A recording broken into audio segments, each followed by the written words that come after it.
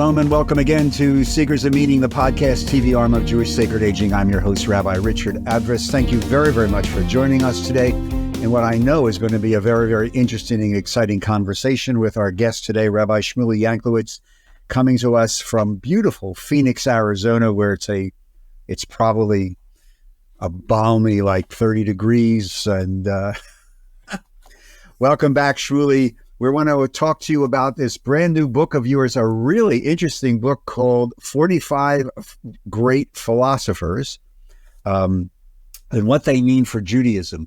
This is a very, very interesting departure from some of your previous books and previous podcasts. And for my colleagues out there or directors of education, take a look at this book and think about an adult education mini class or a series of classes, but also in youth grouping, because in confirmation or camp setting, I think this could be a very, very interesting curriculum to spark a tremendous amount of conversation. You do not need a PhD in philosophy to walk through this book. So Shmuly, Baruch haba, welcome. Thank you for joining us. How are you doing today? Baruch Hanimsa, great to see you, Rabbi Richard Adris. Always great to be with you and doing great here out in the Phoenix heat. Yeah. And a delight to talk with you. So this is a really, really interesting book and a little bit of a departure from some of the other books that you've joined us with. In your introduction, you quote a very, very famous passage from the Ben Zoma passage about learning from other people and as a pathway to wisdom. What drew you to do this? This very, very different approach. What drew you to write 45 Great Philosophers? Thank you for asking. And I love that Ben Zoma quote from Pirkei Avot 4:1, because you might have thought that the wise one was someone who has a doctorate or someone who has rabbinic ordination or someone who completed the Talmud or the like, or whatever the case is. But in fact, it's not what you know, it's how you relate to other people's wisdom that makes you wise, according to Ben Zoma. The wise one is one who can learn from everyone. And Maimonides himself says that in his introduction to the Shemona Prakim, his 8 chapters, that we should learn from anyone. It doesn't matter where wisdom comes from. And so part of it is learning from our hearts, from our reason, from our ancestors, from our parents, from our children, learning from nature, learning from science. And moral philosophy has always been my great passion. The great questions of ethics, of what does it mean to live a good life? And what are our responsibilities to other people? And I think that Judaism comes alive when it's in dialogue with other voices, whether that's Christian voices or Muslim voices. It's Aristotle, it's Confucius, it's David Hume or Wollstonecraft, it's Sartre, Levinas, that being in dialogue actually helps to animate our most cherished values. And so those are the questions that keep me up at night. What are our charitable obligations? What does it look like to enact moral leadership? What does it look like to fulfill our responsibilities as citizens?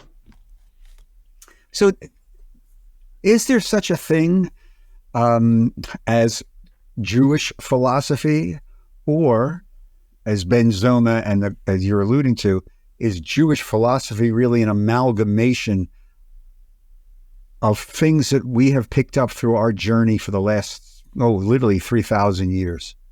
That's such an interesting question. You know, I would reject 2 kind of extreme views. One would say that Judaism is kind of pure.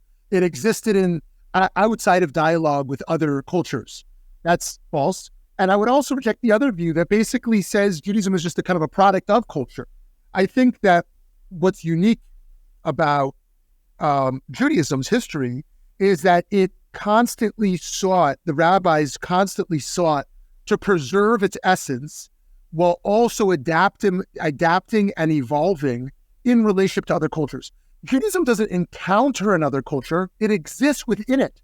So when the Babylonian Talmud is being written in a Zoroastrian culture, the rabbis are engaged with Zoroastrianism.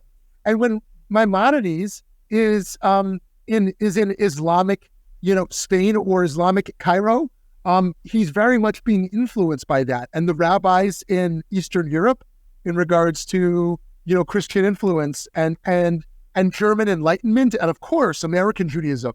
And that's not something for us to be shy about or embarrassed by. It's not in a great assimilation that we've been influenced by cultures. Rather, the question is, how can we be intentional? How can we be affected by cultures and affect cultures, but be intentional what we want to bring in and what we want to keep out? For some people, whatever TikTok says is MS. That's the truth. Oh, TikTok said it. There it is, right? How do we actually bring the best of American society in and leave the worst out? Yeah, and the reason why I wanted to ask you then, and thank you for that answer, is because I was trained by a history professor at the Hebrew Union College, Dr. Ellis Rifkin of blessed memory, and he was a follower of Hegel, who finds his way into the book, and the whole dialectic of preservation, adaptation, and innovation, which he drilled into us, but which is true, is exactly what you were talking about. And one of the challenges of teaching now our own people who have, in my opinion, this editorial, very little knowledge of real history, because nobody studies it anymore. The idea that we were part of all these other cultures and took, in many cases, whether it was philosophy or music, Jewish music is German music, it's this, and adapted to our own particular needs and culture and times. So this is why I think what you're doing in this book is so very, very powerful, because the leadoff batter in the book is Confucius. So talk to me about, wait a minute, Confucius? But you relate Confucius to the concept of being a mensch in the book. So talk to me about that, because I guarantee you the majority of our people will say, well, Confucius, had a little Yiddish Talmud in it. Right? Yeah, well, it's so interesting what you're saying, and it's just so true that Jewish philosophy has always been immersed within the other philosophies around us, that Plato was so influential on Jewish thought. Maimonides is practically quoting Aristotle over and over on the Golden Mean and the like. In fact, the Shmona Prakim, which I mentioned earlier, Maimonides' book of the 8 chapters, he says at least 5 of the 8 chapters are like, I don't want to call it plagiarized, but it's basically word for word from an Islamic philosopher. And he says, I'm not going to say who this is from because you'll disregard it, but just know I've been very influenced. Soloveitchik is basically quoting Kant and Kierkegaard over and over. Of course, on the other end, there's many Jewish Marxists, the Jews who became communists, very influenced, by that zeitgeist. Now, the only 2 Eastern thinkers I mentioned are Confucius and Buddha. Right. And many people think of these the opposite. Oh, Christianity is love and Judaism is law, right? We're totally separate. Or Buddhism is opposite from, a Jewish perspective on suffering. But the truth is, of course, there's many differences. And yet there's so much overlap as well. Not only overlap, areas where when we look at Confucius in relationship to Pirkei Avot, we can learn something new about how to read our own texts. We can learn about menschlichkeit, as you say. And I think that is a non-theora-based approach. That there's an assimilation approach, which basically says, whatever the world says, we're in. And then there's a closed-off approach that says, we can't study these people because they're going to influence us. No, we may not be afraid. We can study this and it will enhance our Judaism. Actually, that our Jewish wisdom will come to life when we bring it in dialogue with other wisdom in the world. Why do you think so? Just to pick up on this, because look, we live right now in this country in a time of great division, and in many cases, religiously, a lot of the interfaith work has been backburnered. Why do you think people are so right now afraid to be in dialogue with another religious tradition or other? What's going on? What do you think? Yeah, I love that. Well, the first level I would say is that in Bill Gates's closing blog post a few years ago, he wrote that the greatest crisis in America is the breakdown of trust. The trust of media, the trust of science, the trust of politicians, the trust of clergy. Trust has broken down. And he says when trust breaks down in democracy, a lot of horrific things can start to happen. And so part of it is, what does it look like to rebuild trust in American society? And the other part is that given our social media world, where the average American reads 0.6 books a year, people are just reading headlines. And there's lots of triggers that just move people into a tribal way of thinking that is not intellectually critical and produces this mass polarization as it relates to partisanship, as it relates to the war in Gaza, as it relates to a whole bunch of aspects of truth that we used to agree upon as Americans in democracy and in just basic virtue. And so part of why I wrote this now is, how do we kind of reopen our minds to thinking about virtue and thinking about ethics and thinking about the simplicity and the complexity of all of that. And I think we're at a very dangerous time right now where the media kind of controls what Americans think about. And Americans seem to be okay with that. Just, bandwagoning on some ideology of the day. And we just had a Republican National Convention. Now we're in a Democratic National Convention. Whether we lean liberal or conservative or centrist or progressive or far right, whatever it is, like, we should be willing to not be afraid to ask questions and to contradict ourselves at times. And I think that one of the great things about Jewish moral philosophy is that it doesn't embrace simple wisdom. It embraces the complexity of dialectical thinking, of tensions of values. Right, tension. And that's what I hope we can return to. Yeah, and a lot of the work, this is a pet thing of mine. In a lot of the work that we do in Jewish sacred aging, with the demographic, now multi-generational demographic, but still a demographic that's getting older and contemplating their own reality and mortality, what emerges are these tensions that we live with, and the struggle of how to deal with the tensions and make sense out of them. And and then in many ways becomes a very spiritual enterprise. So one of the philosophical all-stars, if I could lapse into baseball terminology, is, and you mentioned him before, Aristotle. And in the section on Aristotle, you write, the ultimate purpose of creation then is for human beings to elevate the spiritual life force in all things to bring us to a better world. The spiritual life force in all things. And so he's, as you mentioned, the direct line into Maimonides. Talk to me a little bit about, in more detail, about this linkage between Aristotle and the Rambam. Yeah, absolutely. Love that. And it's funny because in that quote, the word there was creation.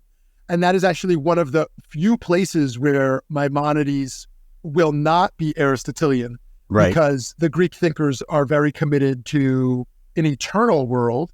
And Maimonides is very committed to the Jewish theology of wherever it was, there being some creation of the world.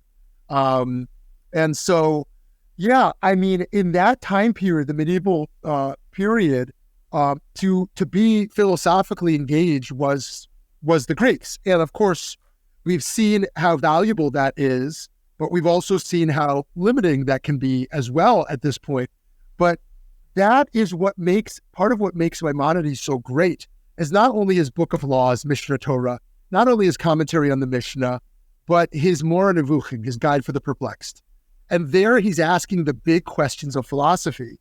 And a big part of his conclusion, and here I'm going to use some anachronistic terms, he's not a deontologist like a Kant, where it's all about duty and rules.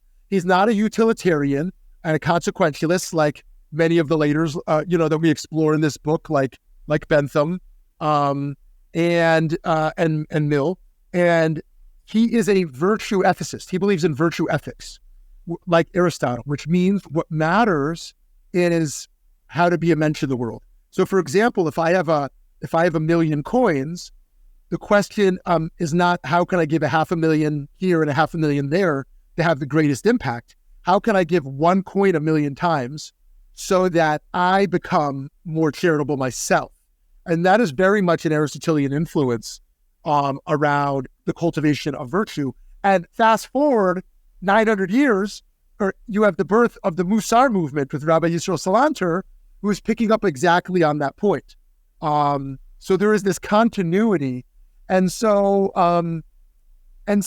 interesting enough, Maimonides is reading the Greeks through Arabic, through the Islamic philosophers. So there's kind of a double dip there. He's influenced by the Islamic society, and through them, the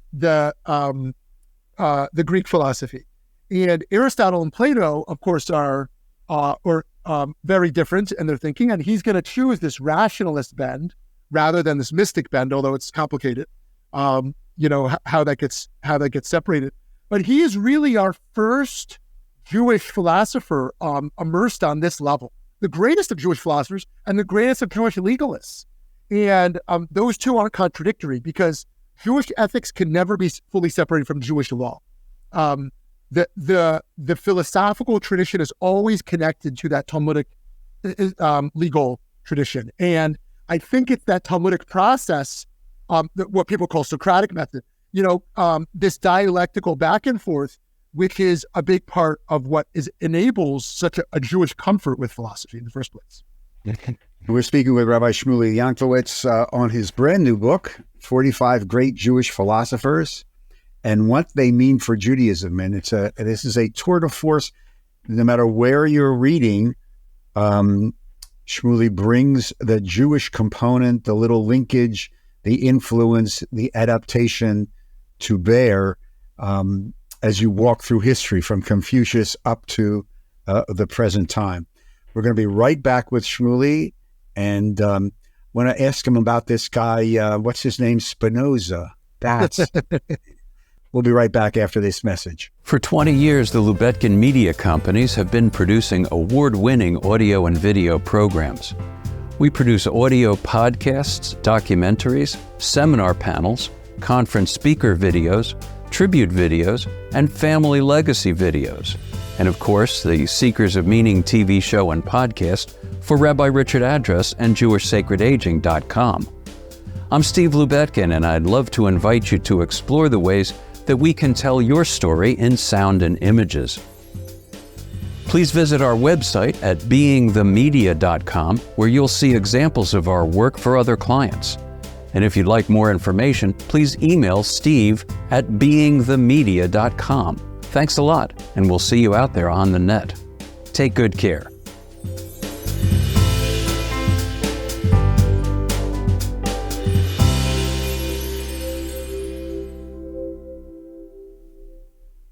We're back with Shmuly Yanklowitz and his book, 45 Great Jewish Philosophers and What They Mean to Judaism. Baruch Spinoza. Shmuly, is Spinoza's time, has it come? Spinoza's time is now. I was just in Amsterdam, and I wanted desperately to go to his house there, but I did not get that chance to do that. But I am a big advocate for lifting the ban on Spinoza. Technically, the ban still exists. Really? And, yeah. One might say the ban ends when people die, but the ban was never officially lifted. And I think that part of us not being afraid of philosophy is to lift that ban. Spinoza was incredibly thoughtful and generative, even if he's going to, contradict some core theological tenets of Judaism, as a pantheist.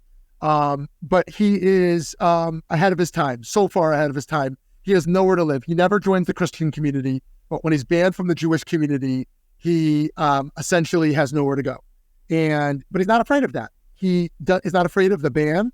And I think we can be inspired by his fearless attitude to ideas. Today, we live with so much social conformity. We're afraid to ask controversial questions. We're afraid to come to certain conclusions that contradict the social norms. Spinoza can give us courage to do that. And he is giving birth to biblical criticism. He is giving birth to a whole new relationship to nature theologically. And we should return to Spinoza and the big questions he asks. Fast forward, we don't have enough time to just walk through all these philosophers. As I said, it's a multifaceted class on it. I hope you teach a class in this. One of the more popular gentlemen in the birth of existentialism and religious existentialism, and of course that came into Judaism in the 20th century a lot, Sean Kierkegaard, and his influence. You write in one of the paragraph on, or the chapter on Kierkegaard, he says, "For me, Jewish practice can be an antidote to the paradox of freedom described by Kierkegaard. By limiting my life to the options within a set of Jewish path, I and others find that there is a higher freedom in eliminating some of the overwhelming number of choices we can make. By following Jewish practice, one makes themselves smaller. By limiting your options, you can be besimcha." The paradox of freedom. It's a great line. And I was reading this as, oh my God, this is the Akedah, that in order to be truly free, we have to accept limitations on ourselves. Talk to me a little bit about you and Kierkegaard and the paradox of freedom. Yes, I've been so influenced by the existentialists, perhaps more than any of these others. For Kierkegaard, the hero of faith is Abraham. Abraham's ability to sacrifice his own moral intuition as a hero of faith is, for Kierkegaard, what religious existentialism is about. Now, I personally will reject that approach, although I find it very compelling. I think that we can never sacrifice our moral intuition, our moral conscience, in the name of faith.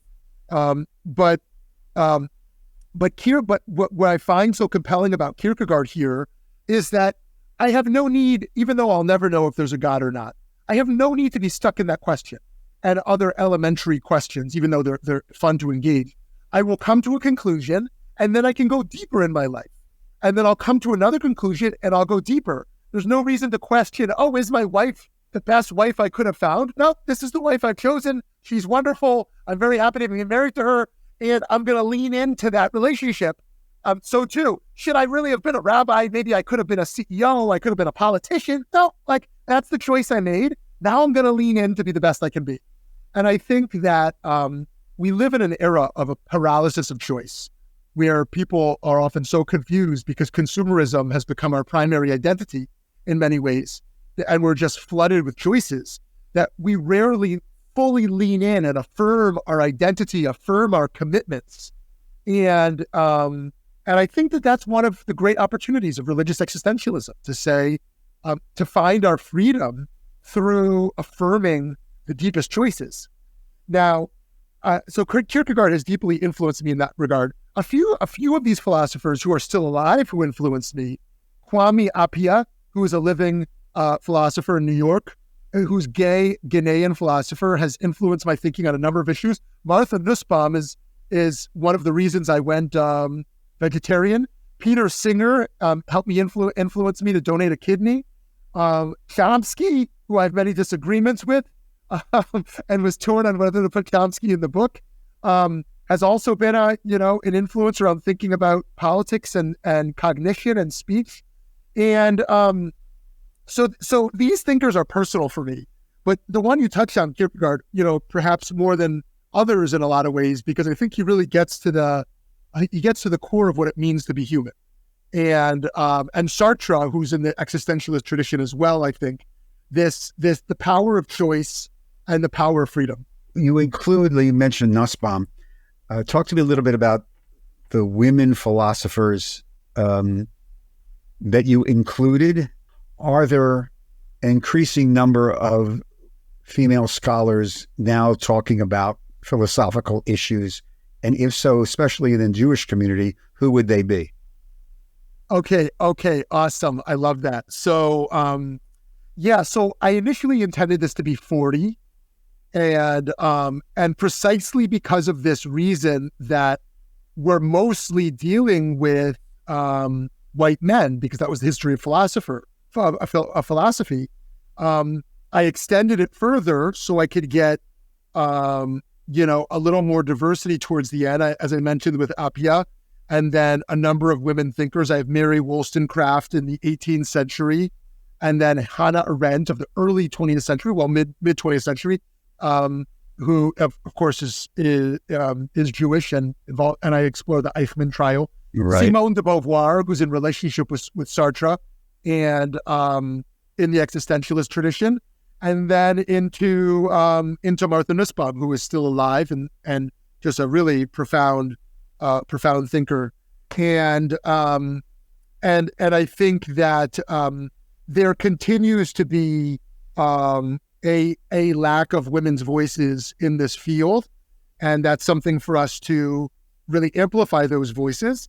And there is a sense that that on the one hand, some of these women philosophers are speaking directly to women, speaking directly to a new theology, a new feminism, and then there's others who are just philosophers and are engaging, the masses and beyond the issue of just gender. And one of the philosophers, theologians that I've kind of been very influenced by is Professor Tamar Ross, who lives in Israel, and she's a scholar of Rav Kook and other thought, and is a kind of next generation feminist, and has been just a leading thinker both within the texts of Jewish thought and within the realm of philosophy. Again, through Rav Kook and through Hegel. So she's certainly one among many others, and I would encourage us to engage the full spectrum of philosophy as it relates to the rationalists, the postmoderns, the feminists, the existentialists, and to bring in the diversity of voices as much as possible. Do you sense, before we conclude, you're talking and it just triggers something in my mind and about the consumerism. Do you think in our contemporary American Jewish society, there's a retreat from intellectualism and Absolutely. and asking these great big questions? Yes. Just before that, I want to raise up one Jewish philosopher I'm reading now. Her name is Lori Zoloth. She wrote Ethics for the Coming Storm, Climate Change and Jewish Thought, and published by Oxford and Press. And she is a bioethicist and is dealing here with Jewish philosophy and with climate change, which I find very interesting. Yes, the de-intellectualization of Jewish life is something very concerning to me. On the one hand, rabbis became professionals, and that was really great. Rabbis now were pastors. They were trained to be speakers, trained to be bedside comforters, trained in funerals and ritual leadership and the like, and trained to be professionals like doctors and lawyers. And that was really wonderful that people could respect the career more. And on the other hand, one thing that was lost in that training was training rabbis as intellectuals. Now, of course, rabbis are well versed in core texts and the like, but I think that it used to be that rabbi was primarily scholar, and it's a good thing that that's not solely the case anymore. But I would like to see all of our communities raise up that scholarship. And one of the reasons there's not as much of a need for rabbi as scholar is because the communities aren't looking for that as much. Because there are three roles, three primary identities, and two are winning out. One, as I mentioned, is the consumer. The second is citizen, the voter. Americans are very animated by what they buy and by how they vote. Those are two central identities. The third is a member of society, arts, culture, religion, volunteerism, and that is dying. That is dying. Where how people engage in politics and how people buy stuff is dominating. And the rebirth of ideas, of talking about culture and music and philosophy and art and the human experience And the stuff you do, aging and life, it's just is so needed. And I think that's what makes Judaism great. What makes Judaism great has been our commitment to ideas, our commitment to asking hard questions, our commitment to thinking outside the box and pushing back against the norms. Yeah, I think one of the great joys of doing in our constituency of Jewish Sacred Aging is that people, because of where we are in life, do want to ask the great questions and looking back and saying, really, what was this about? What was it worth? What did I do? It's sort of like a personal book of Ecclesiastes in many ways, that and it's fun, and a huge rise amongst our generation of saying, just I need to know what my tradition says. I don't want any more Bubba Mices and miracle stories, but I want to know why. Want to know why. By the way, Lori Zoloff up there, you can't see it. There's her classic work on Judaism and healthcare. Brilliant book, a trend-setting, pioneering work from about 15 years ago on healthcare. So if you get a chance to study with her, I've heard her speak. She's brilliant. Shmuly, 45 great Jewish philosophers and what they mean for Judaism. Thank you very much for sharing some of these insights. I wish you just success with the book. Stay healthy, a peaceful and healthy and joyous new year as well to you and your family. Continue all the good work that you're doing, and just thank you for being with us. And we look forward to the next book and coming back. And if you get to Philly, let me know. Amen. Thank you so much. And Shana Tova to you and to all listening today. To all of you, thank you very, very much again for joining us on today's edition of Secrets of Meaning, the podcast TV arm of Jewish Sacred Aging. Again, if you'd like to help support our work, go to the website, jewishsacredaging.com. Click on the donate button, and we appreciate anything you can do. We really do. Again, our podcasts are produced at the center, the broadcast center of Lubetkin Media Companies in Cherry Hill, New Jersey, and a shout out to our producer, Steve Lubetkin. If you'd like to make a comment and get in touch with us about the shows or ideas, just feel free to email me at rabbiaddress@jewishsacredaging.com. Until we meet again in the next edition of Secrets of Meaning, I wish you much joy and happiness, especially as we approach the new year. To all of you, stay healthy and especially be kind to one another. Shalom, Todah.